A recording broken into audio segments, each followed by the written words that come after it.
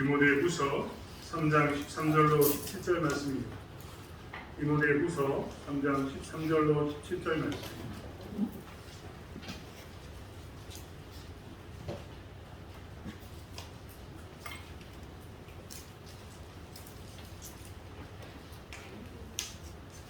디모데후서 3장 13절로 17절 말씀.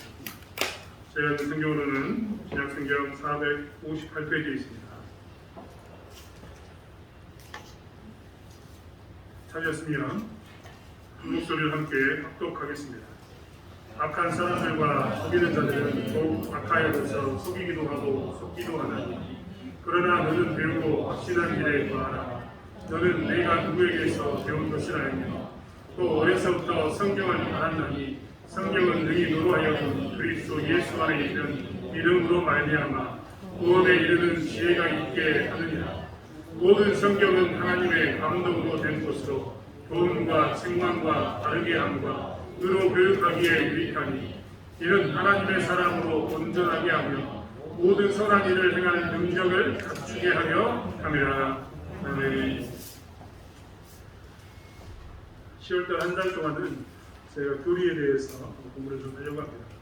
아마 오늘부터 하는 이야기들은 익숙한 이야기일 수도 있습니다. 혹시 이런 것 생각나십니까? 아마 저희가 세례문답, 학습문답을 할 때는 이런 것을 가지고 공부한 적이 있었을 겁니다. 이 이야기를 좀 하려고 합니다. 세례문답과 학습문답에 기록되어 있는 내용은 웨스트민스터 신앙고백서라고 이야기하는, 우리가 따른다고 이야기하는 장로교회에서 우리는 성경을 어떻게 볼 것인가에 대해서 웨스트민스터 신앙고백서에 있는 그 말씀으로 우리 성경을 본다라고 고백했는데, 그 중에서도 아주 기본적인 것, 우리가 웨스트민스터 신앙고백서라는 두꺼운 책을 다 공부할 수 없으니까 소요리 문답과 개요리 문답을 사실 공부를 다 해야 되는데, 그게 안 되니까 우리가 세례문답 교육을 받을 때 이것을 통해서 아주 간단하게 저희가 정말 교회에서 꼭 알아야 될 것들만 공부한 적이 있습니다. 오늘은 그 이야기를 좀 나누려고 합니다. 성경에서 말하는 첫 번째 이야기는, 이 신앙고백서에서 제일 먼저 강조하고 있는 이야기는 성경에 관한 이야기인데, 성경에 관한 이야기를 좀 나누었으면 좋겠습니다. 성경은 어떻게 쓰였는가, 우리는 성경이 어떻게 쓰였는가에 대해서 여러 번 들었을 겁니다.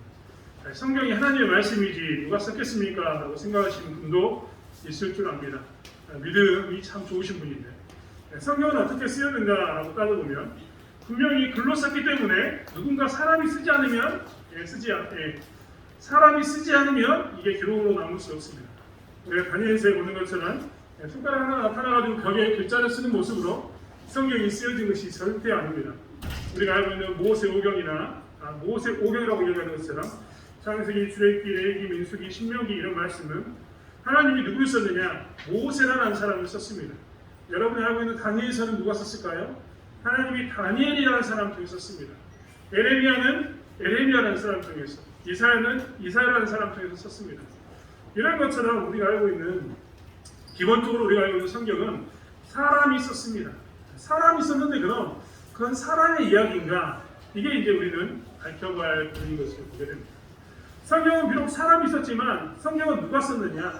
하나님이 뭐라고 이야기했냐면, 오늘 성경도 이야기했지만 모든 성경은 하나님의 감동으로 된 것이다 라고 이야기하면서, 성경은 사람이 썼지만 사람이 썼을 때 그 사람이 쓰는 글자를 사람이 자기 마음대로 그냥 쓰게 만든 게 아니라 어떻게 했다고요? 이 성경을 쓸 때마다 하나님께서 성령을 보내셔가지고 하나님의 감동을 그들에게 주셨습니다. 성령의 감동을 입은 사람들이 어떻게 했느냐? 하나님의 말씀을 쭉 기록한 게 무엇이냐? 성경이라는 겁니다. 이 이야기를 제가 늘 이야기하는 것처럼 좀 쉽게 이야기하면 이렇습니다. 제가 제 아내하고 만나기로 약속을 했는데, 아내하고 약속을 하는 가운데 너무나 바빠가지고 제가 차마 아내를 만날 장소를 못 만나겠다라는 생각이 들어서 저희 큰아들한테 문자를 좀 보내라고 시켰습니다. 저희 큰아들한테 엄마한테 문자 좀 보내라 하고 문자를 보냈는데, 엄마, 아빠가 바빠서 대신 보내는데 학교 앞에서 만나자고 이야기하네요 라고 이야기하면 아마 제 아내는 그 문자를 받고, 우리 남편이 이런 글을 보냈구나 라고 생각했을 겁니다. 내용은 바쁘니까 학교 앞에서 만나자, 이 말로 귀결되는 건 아니겠습니까? 근데 좀 더 지나고 보니까 제가 더 시간이 없어가지고 저희 둘째에게 시켰습니다. 둘째야, 엄마한테 문자 좀 보내라 라고 이야기해서 뭐라고 보냈냐? 엄마, 학교에서 아빠가 도저히 기다릴 수 없어서 집으로 오래요 라고 보냈습니다. 이 문자를 둘째를 시켜서 보냈습니다. 제 아내는 문자 두 통을 분명히 받게 됩니다. 그렇죠? 핸드폰으로 문자를 두 통을 받았는데 두 통을 받은 것 중에 첫 번째 거는 제 큰아들이 보냈습니다. 제 큰아들이 문자를 보내면 사실 우리 큰아들도 있는데 좀 이런 말하기 그렇지만 좀 남자답습니다. 무뚝뚝하지만 남자다운 그런 문자로 보내겠죠. 학교 앞에서 기다리래 이렇게 보냈을 수도 있습니다. 반면에 저희 둘째 아들 특별히 그러진 않은데 둘째 아들이 보냈다면 우리 둘째 아들이 좀 더 상냥하게 보낼 수도 있습니다. 분명히 문자는 두 통이 같습니다. 하나는 큰아들이 보냈고 또 하나는 둘째 아들이 보냈습니다.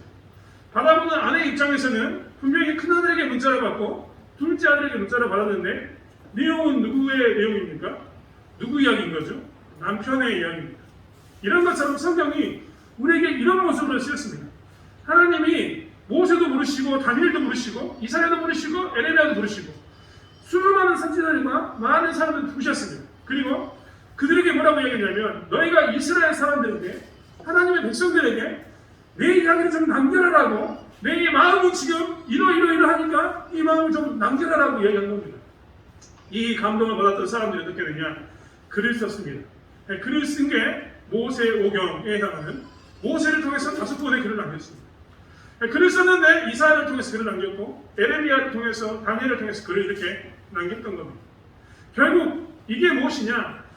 글은 분명히 우리 큰아들과 둘째 아들이 문자를 보냈지만 글은 분명히 성경으로 따진다면 모세가 이사야가 에레미야가 다니엘이 있었지만 글의 내용은 누구 것이라고요? 하나님의 것입니다. 하나님의 마음이 그 글 안에 그대로 녹아있는 겁니다. 모세가 살았을 때에는 모세는 좀 말이 거칠다고 이야기하면 남자답게 쓸 수도 있고 이사야는 이야기한 것처럼 에레미야는 혹시 눈물을 흘리면서 감동적으로 쓸 수도 있고 다니엘은 포로로 끌려갔기 때문에 원통한 가운데 피통한 가운데 그 글을 쓸 수도 있었겠지만 그들의 감정이 어땠던 간에 그들의 상황이 어땠던 간에 중요한 것은 뭡니까? 그 글을 쓰게 하신 분이 누구라고요? 네, 하나님이십니다. 그리고 그 하나님이 그 글을 통해서 이스라엘 백성들에게 하나님의 음성을 남겨두신 겁니다. 이게 뭐냐면 성경입니다. 그렇기 때문에 성경은 비록 사람이 있었지만 사람이 있었던 내용을 누가 시켰다고요? 하나님이 시킨 겁니다. 그 사람이 그러면 자기 마음대로 쓰게 만들었느냐? 그렇지 않습니다. 성령의 감동을 주심으로 인해서 하나님이 원하는 것만 쓰게 만들었습니다. 그게 우리 앞에 있는 성경입니다. 성경은 몇 권으로 됐을까요? 성경은 대부분 다 우리는 한 권이라고 생각하지만 그렇지 않습니다. 성경은 66권이라는 책으로 되어 있습니다. 지금이야 우리가 인쇄술이 발달해서 이렇게 한 권으로 우리가 성경책을 봅니다. 지금 우리가 보고 있는 성경책의 이 종이는 우리나라에서 나오는 최고로 좋은 종이의 재질을 가지고 있습니다. 잘 찢어지지도 않고 얇은 종이, 그러면서도 뒤에 잘 비치지 않는 종이로 만듭니다. 이렇기 때문에 66권의 성경을 이렇게 한 권으로 묶을 수가 있었습니다. 하지만 성경은 66권, 긴 세월 동안 많은 사람들이 약 40명이 넘는 사람들이 이 성경을 쓰기 위해서 하나님께 부르심을 받았고 그리고 난 후에 이 성경을 쓰게 된 겁니다. 그게 우리에게 한 권으로 이렇게 묶여 있습니다. 이 한 권으로 묶여 있는 성경은 사실 크게 나누면 두 개로 나눌 수 있습니다. 우리가 잘 알고 있는 것처럼 여러분의 성경은 아마 앞부분이 까만색으로 표시가 되어 있을 겁니다. 뒷부분이 빨간색으로 표시가 되어 있을 겁니다. 까만 부분으로 표시가 된 부분은 무엇이냐? 구약 성경입니다. 빨간 부분으로 된 것은 신약 성경입니다.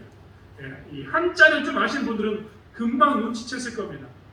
약속은 약속인데 약자가 약속할 때 약자거든요. 언약 약자입니다. 그러니까 약속은 약속인데 하나님이 옛 구자, 옛날 했던 약속이 구약 성경에 들어있고 새로운 신자, 신약, 즉 새로 하셨던 약속이 어디에 들어있다? 신약 성경에 들어있다 이야기를 할 수 있습니다. 그러면 기준이 필요한 것 아니겠습니까? 하나님 보시기에 도대체 언제는 옛날이고 언제는 새로운 날일까요? 언제는 옛날 약속이고 언제는 새로운 약속일까요? 이 기준이 누구냐? 예수 그리스도입니다. 예수 그리스도께서 딱 기준이 되어서 예수 그리스도가 오시기 이전의 사건은 다 구약이라고 이야기합니다. 옛날 약속인 거죠. 그리고 예수님이 오시고 난 이후는 신약 시대라고 이야기하면서 신약, 새로운 약속이라고 이야기합니다. 왜 이런 일이 있었는가? 하나님께서는 처음으로 구약 성경을 모세를 통해서 기록하게 하셨습니다. 그때부터 하나님께서 말씀을 주셨는데 시간이 점점 지나면서 어떻게 할까요? 더 많은 약속을 주고 약속을 줬음에도 불구하고 이스라엘이 하나님 말씀을 자꾸만 잘못 알아듣습니다. 그래서 하나님께서는 이제 선지자를 그치시고 자기 아들 독생자를 보내므로 해서 새로운 약속을 행하게 하셨습니다. 그래서 새로운 약속이 시작되는 그 예수님을 통해서 새로운 약속이 시작되니까 그것을 뭐라고 이야기했다고요? 새로운 약속, 신약이라고 이렇게 표현한 겁니다. 즉 예수님이 기준이 되어서 철저하게 나눠져 있습니다. 구약 성경에는 39권이라는 성경책이 있습니다. 39권의 내용은 뭐냐? 첫 번째는 이렇습니다. 하나님이 어떻게 천지를 창조했는가? 인간이 살아가면서 제일 궁금한 게 궁금한 질문 중에 하나가 그것 아니겠습니까? 어떻게 우주가 시작됐는가? 나는 어떻게 시작되었는가? 이 이야기가 필요했는데 하나님께서 이스라엘 백성들에게 너희들은 어떻게 시작됐는가에 대한 이야기를 구약 성경에 기록해 놓았습니다. 그리고 그것뿐만 있는 게 아니라 우리가 인생을 살아보면 내가 어떻게 시작됐는가, 우주가 어떻게 시작됐는가만 궁금한 게 아니라 나는 왜 이렇게 힘든가? 나는 왜 이렇게 고통스러운가? 우리의 삶 가운데 행복만 있었으면 좋겠는데 왜 인생은 이렇게 고통 가운데 놀게 되는가? 나에게 도대체 이 고통은 왜 오게 되는가에 대해서 사람들이 궁금해합니다. 그래서 하나님께서는 고통의 원인에 대해서 이야기하고 있습니다. 하나님께서는 처음에 사람을 만들 때 고통 가운데 두려고 만든 게 아니라 하나님과 끈끈하게 사랑하는 관계 속에서 정말 행복하게 사랑하면서 살기를 원했는데 인간에게 뭐가 들어왔다고요? 죄가 들어왔습니다. 죄가 들어옴으로 인해서 하나님과의 관계가 깨어진 관계로 인해서 뭐가 왔다고요? 고통이 찾아오게 됩니다. 수많은 우리가 이야기하는 이 악, 이 선과 악이라고 이야기하는 악, 왜 악이 존재하는지에 대해서 나는 잘 모르겠습니다. 왜 이런 악이 우리 가운데 있어야 합니까라고 이야기할 만큼 악을 사람들이 싫어하는데 그런 고통스러운 악이 들어온 이유에 대해서 구약 성경은 이야기하고 있는 겁니다. 여러분 우리가 잘 알고 있는 것처럼 사람과 사람 사이에 제일 힘들 때가 언제냐면 제일 힘들 때는 뭐냐면 관계가 완전히 틀어졌을 때입니다. 나하고 우리 아내가 같이 한 집에 사는데 저희가 그런 이야기는 절대 아닙니다. 한 집에 사는데 둘이 싸웠습니다. 관계가 나빠져가지고 이러고 있습니다. 그러면 기분이 좋을까요? 안 좋을까요? 아무리 맛있는 것을 먹어도 행복하지 않습니다. 아무리 좋은 것이 있어도 그때부터는 즐겁지 않습니다. 왜냐하면 관계가 틀어졌기 때문입니다. 하나님과의 인간의 관계가 틀어진과 동시에 어떻게 되느냐? 우리는 고통 가운데 놓이게 됩니다. 그래서 구약 성경은 무엇에 대해서 나오냐면 어떻게 세상이 시작되었는가?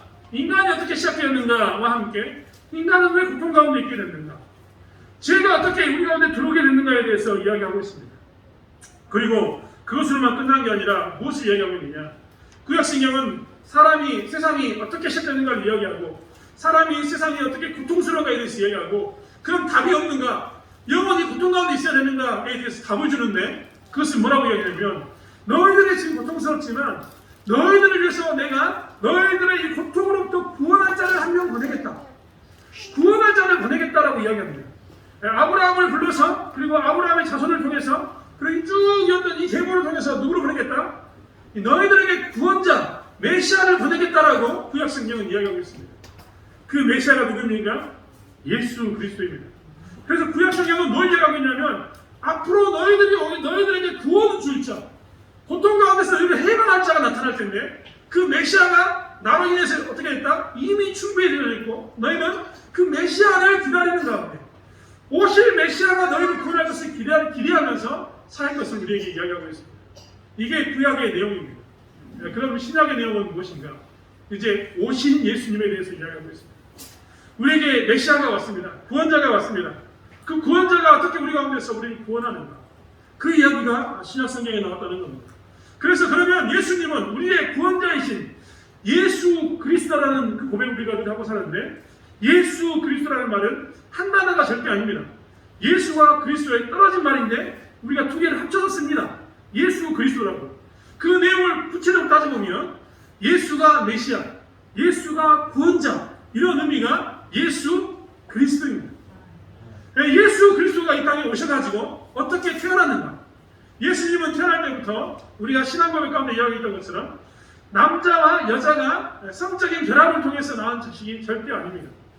왜냐하면 처음 죄를 범했던 사람들 가운데 쭉 죄가 이어졌는데 남자의 후손이 되면 이 처음 지었던 죄로부터 자유할 수는 없었기 때문에 하나님께서는 특별한 방법으로 예수님을 우리에게 보내시는데 그 특별한 방법이 뭐냐? 여자의 후손으로 보내는 것. 즉 남자를 경험하지 않는 동정녀를 통해서 그를 보내게 됩니다.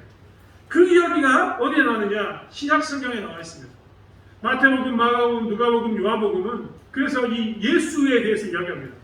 예수님이 어떻게 태어났고 이 땅에 오셔서 우리를 구원하기 위해서 그가 어떤 일을 보이셨는가. 심지어는 마가복음에서는 계속해서 예수님이 이야기합니다.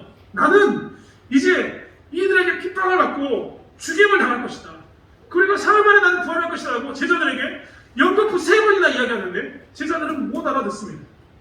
많은 사람들이 예수님이 이 땅에 오셔가지고 기적을 행하시고 또 능력을 행하시면서 무엇을 했느냐? 말씀을 증거하면서 내가 메시아이고 내가 구세주이고 너희들이 지금까지 기다렸던 구약에 약속했던 그 구원자라고 선포했는데 사람들은 뭐만 보냐면 예수님이 보여주셨던 표정만 보고 기적만 봅니다. 그가 나타났던 그것만 바라보면서 뭘 놓치느냐? 예수가 그리스도이심을 놓치게 되는데 그것에 대해서 신약성경은 계속해서 강조하면서 4번의 이 복음서를 통해서 예수가 그리스도이심을 이야기하고 있습니다. 즉 예수의 그리스도이심, 그의 구원 사역에 대해서 이야기하고 있다는 겁니다. 그것만 나와 있습니까? 우리가 알고 있는 것처럼 사도행전이나 우리가 지난 시간에 배웠던 에베소서나 이런 수많은 성경을 통해서 무엇을 이야기하냐면 그럼 구원받은 사람은 어떻게 살아야 되는가? 예수를 몰랐던 사람은 자기 마음대로 살아도 되지만 이제 예수를 그리스도로 고백한 사람은 어떻게 살아야 되는가에 대해서 성경은 신약 성경에 기록하고 있습니다. 그리고 그것으로 끝나느냐? 그게 아닙니다. 우리가 이야기하는 것처럼 종말을 이야기하는 예수님의 재림, 다시 제자 이말 중자를 써서 예수님이 다시 오시는 그날을 기억하면서 예수님이 다시 오시면 그때는 우리의 구원자로 오시는 게 아니라 우리의 심판자로 오셔서 뭘 하겠다? 예수를 믿는 사람은 천국으로 올려보내고 예수를 믿지 않는 사람은 지옥의 영원한 고통 가운데 두겠다고 하셨던 그 재림에 관한 이야기가 어디에 있느냐? 이 신약 성경에 있습니다. 그렇다면 하나님께서는 구약의 39권과 신약의 27권을 통해서 구약을 통해서는 오실 예수님을 강조하고 있고 신약을 통해서는 오신 예수님과 다시 오신 예수님을 계속해서 강조하고 있는 것을 우리는 보게 됩니다. 사실 우리는 성경을 다 불러도 좋은데 성경에서 반드시 하나를 꼭 기억하고 있어야 됩니다. 그것은 무엇이냐면 성경을 통해서 어떻게 예수 그리스도를 알게 됩니다. 예수가 어떻게 나의 구원자임을 고백하는가를 아는 것이 성경의 제1대 목적입니다. 하나님께서는 우리에게 예수 그리스도를 알게 하기 위해서 자그마치 이렇게 두꺼운 성경을 몇천 년에 걸쳐서 우리에게 남겨주셨다는 겁니다. 심지어는 2000년 전에는 이 땅에 오셔서 직접 우리의 눈에 보이시면서 못 박히시면서 증거하시면서 이 성경을 믿으라고 우리에게 하셨던 것이 하나님의 모습인 것을 보게 됩니다. 그럼 하나님께서는 왜 성경을 이렇게 쓰시면서 굳이 성경을 쓰시면서 이렇게 말씀으로 우리에게 기록해 주셨습니까? 66권이라는 성경책을 통해서 도대체 왜 우리라고 예수 그리스도를 믿게 하시냐고 이렇게 안간힘을 쓰실까? 그 이유는 무엇이냐면 이 성경을 우리가 제대로 알았을 때 사람은 드디어 사람답게 살 수 있기 때문입니다. 사람답게 살 수 있는 유일한 방법은 무엇이냐? 성경을 통해서 예수 그리스도를 만났을 때 사람은 사람답게 삽니다. 왜냐하면 사람을 만드신 그 목적을 분명히 알기 때문입니다. 일전에도 한번 말씀드렸습니다. 컵이 존재하는 이유는 물을 담기 위해서라고 말씀드립니다. 여기 있는 종이 있는 이유는 사실 제가 안 쓰고 있습니다만 내년부터 쓸 계획입니다. 예배의 시작과 끝을 알리기 위해서 우리는 이 종을 사용하게 됩니다. 마이크가 있는 이유는 제 소리를 잘 들리게 하기 위해서입니다. 이 땅에는 모든 존재는 존재하는 목적이 있는데 도대체 사람은 왜 존재하는지에 대해서 사람들은 모릅니다. 아니 의자는 사람을 앉기 위해서 존재하는 게 의자고 마이크는 소리를 크게 하기 위해서 존재하는 건데 그렇다면 이 땅에 있는 모든 것들은 존재의 목적이 있는 건데 사람은 왜 존재하느냐? 사람은 왜 사냐? 태어나고부터 죽음까지 고통 가운데서 어떤 때는 치료제도 있는데 이 고통받으려고 사람이 태어나느냐? 그렇지 않습니다. 사람은 분명히 존재하는 이유가 있다는 겁니다. 목적이 있어서 하나님께서 뭘 했다고요? 사람을 만드셨다는 겁니다. 그 내용이 어디 있느냐? 그 목적이 이 성경 안에 있고 그 목적을 아는데 가장 중요한 단어가 예수 그리스도를 보는 겁니다. 예수 그리스도를 만나는 겁니다. 그렇기 때문에 성경은 우리에게 예수 그리스도를 알게 하기 위해서 뭘 했느냐? 이 말씀을 성경은 우리에게 계속해서 강조하고 있다는 겁니다. 여러분, 우리는요, 이 땅에 살아가면서 생각해야 할 게 있습니다. 우리가 살아가고 있는 이 세상은 예수 믿기 좋은 세상일까요? 예수 믿기 안 좋은 세상일까요? 자, 이렇게 이야기하면 우리 권사님들은 다 각자 다른 모습을 대답할 수 있습니다. 안 그렇습니까? 우리 권사님들하고 저하고 신앙의 이 차이가 굉장히 많이 납니다. 예를 들면 우리 권사님들 시집 와가지고 처음에 시아버지가 예수 믿지 말라고 해서 구박하고 때리고 구박할 때 어떻겠습니까? 아이고, 그 구박 맞으면서 교회 나오신 분도 분명히 계십니다. 반면에 어떤 분들은 너무 힘들어서 좀 참았다가 훗날 다시 오신 분도 계십니다. 나에게 구박하고 밖에 있던 그 사람들이 있었을 때, 죄송합니다. 시아버지라고 하니 죄송합니다. 아무튼 박해하는 가정 중을 과거에 따져본다면 지금 예수 믿는 것은 쉽죠. 내가 원하면 교회 나올 수 있고, 내가 원하면 예배 드릴 수 있고, 누가 나한테 교회 못 가게 하는 사람도 없고, 교회 간다고 때리는 사람도 없고, 얼마나 좋습니까? 일하다가도 옛날에는 일하는 것 때문에 교회 못 갔는데 지금 일하다가도 내가 이거 그만하고 난 교회 가란다 하고 됩니다. 그런데 그렇다고 해서 이 시대가 과연 신앙생활하기 좋은 곳일까요? 성경은 우리에게 문화라는 것을 이야기하고 있습니다. 하나님께서는 창세기에 보면 창세기 2장에 하나님은 무엇을 말씀하셨느냐? 창세기 2장 19절과 2장 15절의 말씀에 보면 하나님께서는 사람에게 동물의 이름을 짓게 만드셨고 밭을 경작해서 일을 하게 만들었습니다. 띄워주셨네요.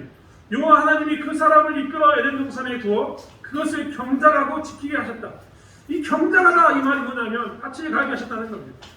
이 밭을 가게 하고 논을 가게 했던 이 수확을 이루게 했던 이 모든 것은 사실 무엇을 의미하느냐?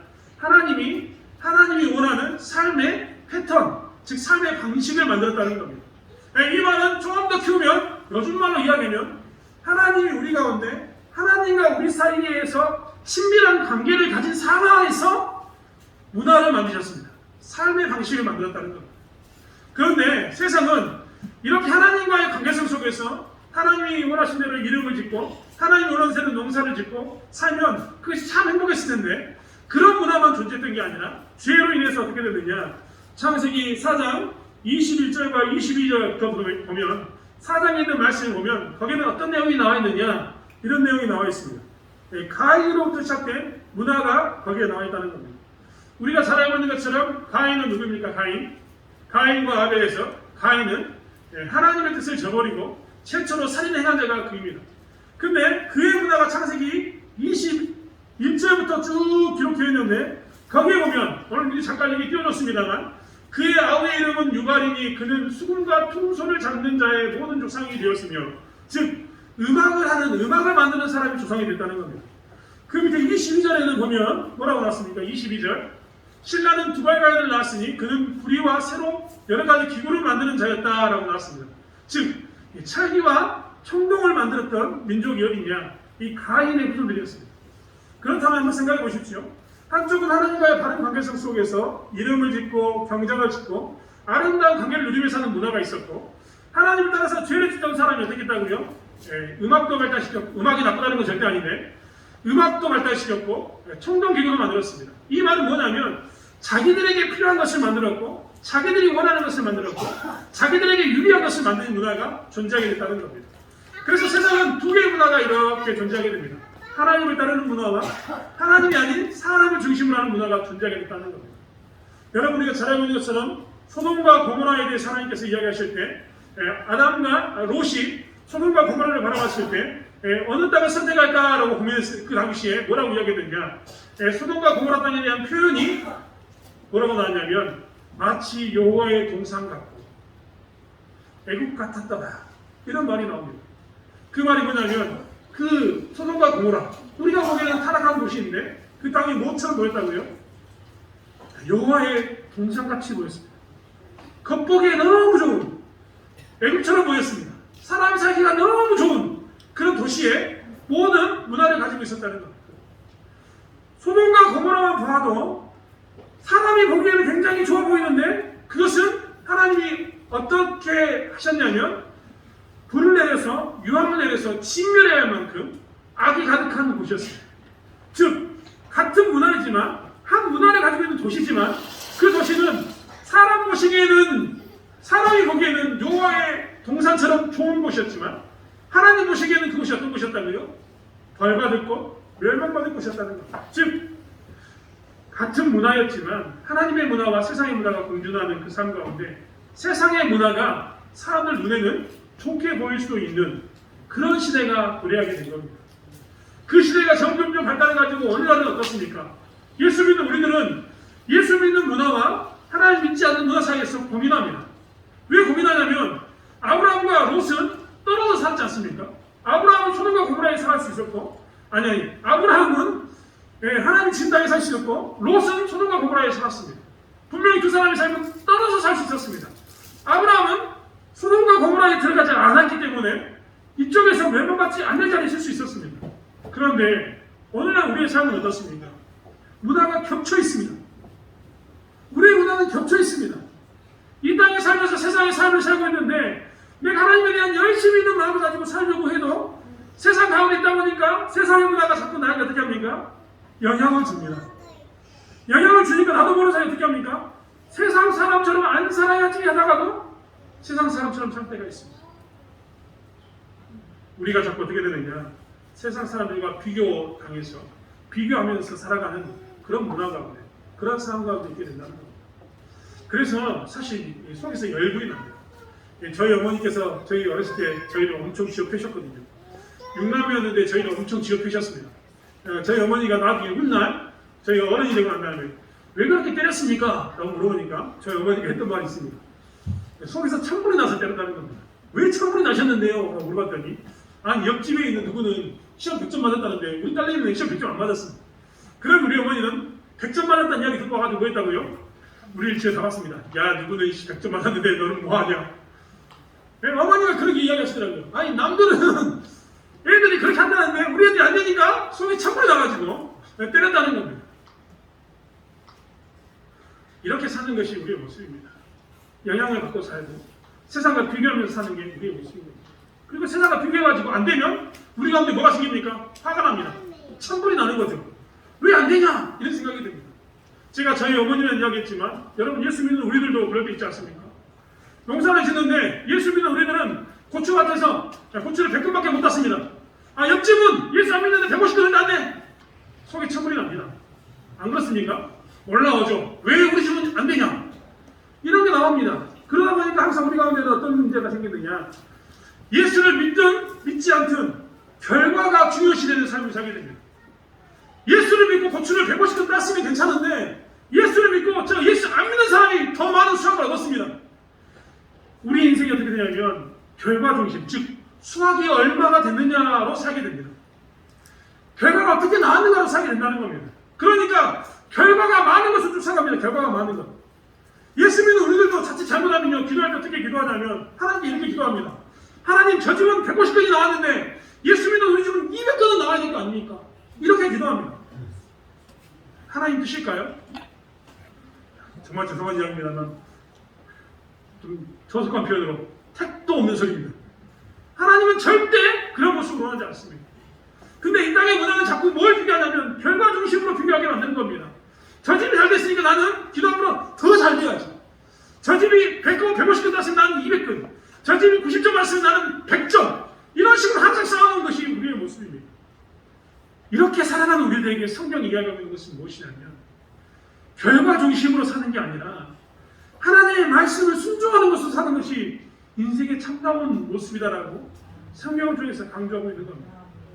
수많은 결과 중심으로 싸워서 우리마저도 어떤 때는 내가 세상을 이길 때 결과가 더 좋아서 이겨야지 라고 생각하는데 하나님은 말씀을 주시면서 뭐라고 이야기하냐면 사람은 결과를 가지고 싸우는 게 아니라 말씀에 순종하는 것을 가지고 싸운다. 하나님 말씀에 잘 순종하면 그게 승리하는 방법이다. 세상과 싸우면서 결과를 가지고 얼마만큼 얻었는가를 가지고 싸우지 말고 하나님의 말씀에 대해서 순종하는 거가 너희들의 인생의 존재의 목적입니다. 존재의 목적을 가지고 살라는 게 성경에 있는 이야기입니다. 이것이 우리에게 주는 성경의 이야기입니다. 이것만 있겠습니까? 이런 결과 중심주의를 떠나서 이렇게 예수 말씀에 순종하는 그 유일한 이것이 뭐라고요? 예수를 믿는 겁니다. 예수가 십자가에 못 박혀 죽으신 그 사랑만 기억하면 우리는 더 이상 결과에 집착하지 않습니다. 아니 내가 농사를 예수 믿다가 좀 못 지어가지고 솔직히 그렇지 않습니까? 사람이 심는 대로 거둔다고 이 사람은 하루 종일 논에 가서 일하면서 밭에 가서 농약 구하고 밭에 가서 못 들어가고 열심히 수고했습니다. 예를 들면 그 사람이 하루 종일 그 일에 농사 짓는 데 신경을 썼는데 우리 교회 간다고 새벽기도 간다고 뭐 한다고 조금씩 신경을 덜 쓴 게 사실입니다. 그냥 정량적인 세상 사람들의 기준으로 본다면 더 많이 수고한 사람이 더 많이 얻는 게 당연합니다. 안 그렇습니까? 새벽기도 빠진 만큼 주일날 빠진 만큼 어떻게 보면 우리가 손해보는 것은 당연한 것인지도 모릅니다. 근데 새벽기도 하나님께 드리고 내가 주일날 하나님께 드려놓고 세상과 비교한다는 것은 굉장히 웃긴 이야기이기도 합니다. 하지만 우리가 고백할 것은 무엇입니까? 내가 예수의 사랑을 알고 보니까 예수를 만나고 보니까 내가 새벽에 안 나가는 것이 주일날 내가 농사 안 짓는 것이 나에게 손해가 될지라도 결과론적으로 나에게 손해가 될지라도 나는 그 손해증은 얼마든지 기꺼이 감당하면서 나는 이 길을 가겠노라 고백하는 것이 우리의 진짜 삶의 모습 아니겠습니까? 하나님께서는 사실 그것을 위해서 우리에게 말씀을 주셨다는 겁니다. 수많은 존재의 이유들 중에 하나님을 위해 살고 하나님 말씀에 순종했는가 순종하지 않는가로 사는 그 인생을 위해서 우리에게 말씀을 주셨다는 겁니다. 사랑하는 성도 여러분, 우리가 이 땅에 살아가면서 이것에 휩쓰이지 않기를 원합니다. 얼마를 내가 얻었는가에 신경 쓰지 말고 내가 정말 하나님 말씀대로 살았는가 이것에 관심 두기를 원합니다.